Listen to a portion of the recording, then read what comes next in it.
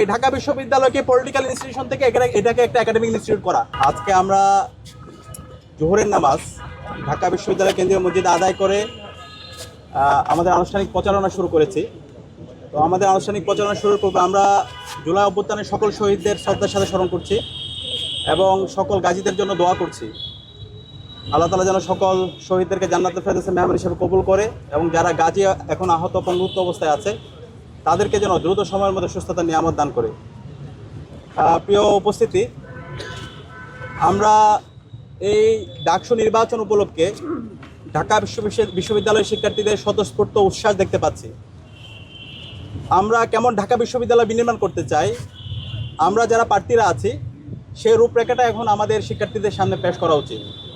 কিন্তু আমরা যদি প্রপাগান্ডা করি, আমরা যদি সে আগের কায়দায় ট্যাগিং এবং ফ্রেমিংয়ের রাজনীতি করি, তাহলে শিক্ষার্থীরা আমরা এই ধরনের যারা কাজ করতেছি শিক্ষার্থীরা তাদের বিরুদ্ধে অবস্থান নেবে। তো সে কারণে আমি সবাইকে অনুরোধ করব, আমরা যারা ক্যান্ডিডেটরা আছি, যত ছাত্র সংগঠন আছি, আমরা সবাই যেন দায়িত্বশীল আচরণ করি এবং আমাদের আইডিয়াগুলো শিক্ষার্থীদের কাছে নিয়ে যাই। আমাদের যে জোট, সেই জোটের পক্ষ থেকে আমরা বলতে চাই, আমাদের এই ঢাকা বিশ্ববিদ্যালয়কে আমরা পলিটিক্যাল ইনস্টিটিউট থেকে আমরা একটা একাডেমিক ইনস্টিটিউট করতে চাই। আমি যখন ঢাকা বিশ্ববিদ্যালয়ে প্রথম বর্ষে ভর্তি হয়েছিলাম, অথবা আমার মতো এখানে আমরা যারা আছি, প্রত্যেক শিক্ষার্থী অনেক বড় একটা স্বপ্ন নিয়ে ঢাকা বিশ্ববিদ্যালয়ে ভর্তি হয়। ঢাকা বিশ্ববিদ্যালয়ে আসার পরে যদি আপনি জিজ্ঞেস করেন, প্রত্যেক শিক্ষার্থী সে বলে সে বিশ্ববিদ্যালয়ের শিক্ষক হতে চায়, অথবা একজন সরকারি আমলা হতে চায়, অথবা ভালো একজন একাডেমিশিয়ান হতে চায়। এভাবে অনেক বড় বড় স্বপ্ন থাকে। কিন্তু এই স্বপ্নগুলো বিশ্ববিদ্যালয়ে যে আবাসন সংকট, খাদ্যের অনিরাপত্তা, স্বাস্থ্যের অনিরাপত্তা এবং কোকারিকুলার অ্যাক্টিভিটিগুলো ঠিকমতো ফাংশন না করা এবং শিক্ষার পরিবেশ না থাকার কারণে এই স্বপ্নগুলো স্বপ্নভঙ্গ হয়ে যায়। এবং এখানে রাজনীতির নামে অপরাজনীতির ফলে শিক্ষার্থীদের রাজনীতির প্রতি বিমুখতা তৈরি হয়। তো সেই জায়গা থেকে আমরা যদি শিক্ষার্থীদের ম্যান্ডেট পেয়ে আমরা যদি সেবা করার সুযোগ পাই, আমাদের প্রথম কাজ হবে এই ঢাকা বিশ্ববিদ্যালয়কে পলিটিক্যাল ইনস্টিটিউশন থেকে এটাকে একটা একাডেমিক ইনস্টিটিউট করা। এবং আমাদের একাডেমিক ইনস্টিটিউট করার জন্য আমরা বারবার বলছি, আমরা টিচার্স এভ্যালুয়েশন সিস্টেম চালু করব। শিক্ষকদের মূল্যায়নটা আমাদের করতে হবে এবং আমাদের শিক্ষার্থীদের লাইব্রেরি ফেসিলিটি, আজকে আমাদের যে লাইব্রেরিগুলো আছে খুবই ভঙ্গুর অবস্থা। আমাদের প্রত্যেকটা জায়গায় আমরা লাইব্রেরিগুলোকে আধুনিকায়ন করব। বিজনেস ফ্যাকাল্টি থেকে শুরু করে আমাদের সায়েন্স ফ্যাকাল্টির যে লাইব্রেরিগুলো আছে এবং সকল লাইব্রেরিগুলোতে এই লাইব্রেরির আওতায় নিয়ে আসা এবং এর পাশাপাশি আমাদের এই বিশ্ববিদ্যালয়ের সায়েন্স এবং টেকনোলজির দিক দিয়ে এগিয়ে নিয়ে যাওয়ার জন্য বিশ্ববিদ্যালয় প্রশাসনকে আমরা বাধ্য করব। আমরা জানি ঢাকা বিশ্ববিদ্যালয়ে একটি ইনস্টিটিউট আছে, সেটা হচ্ছে লেদার টেকনোলজিক্যাল ইনস্টিটিউট। বাংলাদেশে আমরা জানি আমাদের রফতানির অন্যতম একটা খাত ছিল, বৈদেশিক আয়ের অন্যতম খাত ছিল আমাদের এই লেদার। বাংলাদেশের একমাত্র স্মার্ট সিটি বসুন্ধরা এখন আরো নিরাপদ, আধুনিকতায় আরো এক ধাপ এগিয়ে। কিন্তু আমরা দেখতে পেয়েছি আমাদের এই আইলেটের শিক্ষার্থীরা অনেক সম্ভাবনাময়, কিন্তু ওইখানে যে মেশিনারিজগুলো আছে প্রোডাক্ট তৈরি করার, সেই মেশিনারিজগুলো 30 থেকে 35 বছর আগের, যে কারণে মডার্ন সময়ে বর্তমান সময়ে যেভাবে প্রোডাক্টগুলো তৈরি করা দরকার সেই প্রোডাক্টগুলো তৈরি করা হচ্ছে না। একটা সিন্ডিকেট এখানে তৈরি হয়েছে। তো ইনশাল্লাহ আমরা যদি শিক্ষার্থীদের সেবা করার সুযোগ পাই, আমরা অবশ্যই আমাদের এই আইলেটকে নতুনভাবে আমরা ঢেলে সাজাবো।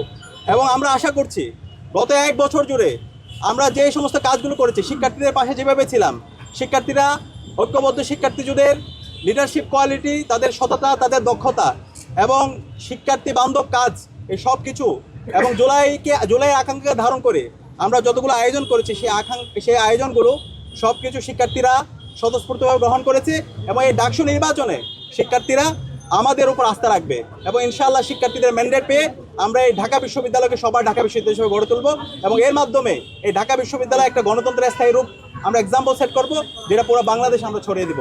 সবাইকে অসংখ্য ধন্যবাদ। আসসালামু আলাইকুম রহমতুল্লাহ। সেটা হচ্ছে আমরা স্বতন্ত্র প্রার্থী অনেকের সাথে কথা বলেছি, এই শিক্ষক রাজনীতি এবং সবকিছু তারা কন্ট্রোল করে এবং বিশ্ববিদ্যালয় প্রশাসন যদি আমরা দেখি, বিশ্ববিদ্যালয় এখন হল প্রভোস্ট থেকে শুরু করে পুরো অ্যাডমিনিস্ট্রেশনে একটা দলের রিপ্রেজেন্ট করে। তো আমরা এটা বারবার বলছি, আমাদের শিক্ষকরা আমরা তাদেরকে শিক্ষক হিসাবে দেখতে চাই, কিন্তু তারা যদি তাদের আদর্শকে প্রায়োরিটি দেয় এবং তাদের যে ছাত্র সংগঠন আছে সেই ছাত্র সংগঠনকে আলাদাভাবে তারা স্পেস দেয়, তাহলে তারা শিক্ষার্থীদের বিরুদ্ধে অবস্থান নেবে। ইতিমধ্যে যে সময়টা গিয়েছে সেই সময়গুলো দেখে আমরা খুব উদ্বিগ্ন। অনেক আচরণবিধি লঙ্ঘন হয়েছে এবং একটু আগে যে বিষয়টা বলা হয়েছে, এই যে রাত বিরাতে বিভিন্ন ধরনের বিজ্ঞপ্তি দেওয়া হচ্ছে এবং সেই বিজ্ঞপ্তির কোনো ক্লারিফিকেশন নাই। আমরা যখন জিজ্ঞেস করি যে বিজ্ঞপ্তিটি দিয়েছেন সেই বিজ্ঞপ্তি ক্লারিফিকেশন দেন, বলছে না এখন কোনো প্রচারণা করার জন্য, এর আগে বলা হচ্ছিল। কিন্তু যখন একটা ছাত্র সংগঠন প্রচারণা শুরু করছে তখন বলতেছে না তোমরা এইভাবে করতে পারবা।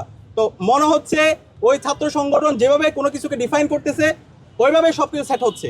তো এইভাবে যদি চলতে থাকে আলটিমেটলি লেভেল প্লেইং ফিল্ডের যে কথা বলছে সেটা নিশ্চিত করা অনেক কঠিন হয়ে যাবে। তা আমরা অনুরোধ করবো বিশ্ববিদ্যালয়ের শিক্ষক, তারা আমাদের শ্রদ্ধাভাজন, তারা যেন শিক্ষক সুলভ আচরণ করে। তারা তাদের পলিটিক্যাল পার্টি অথবা উপর থেকে কোনো আরোপিত যে হচ্ছে নির্দেশনা, সেই নির্দেশনা যদি এখানে ঢাকা বিশ্ববিদ্যালয় বাস্তবায়ন করতে চায়, তাহলে জুলাইয়ের যে আকাঙ্ক্ষা, সেই আকাঙ্ক্ষার বিরুদ্ধে তারা অবস্থান নেবে এবং এর মাধ্যমে শিক্ষার্থীদের বিরুদ্ধে তারা অবস্থান নেবে। আমরা চাই না আমাদের শিক্ষকরা এই ধরনের শিক্ষার্থী ভার্সেস শিক্ষক অথবা কোনো একটা রাজনৈতিক দলের এজেন্ডা ভার্সেস হচ্ছে অন্য দল, এই ধরনের কোনো ধরনের হচ্ছে বিব্রতকর পরিস্থিতি তৈরি না হোক, সেটা আমরা প্রত্যাশা করব।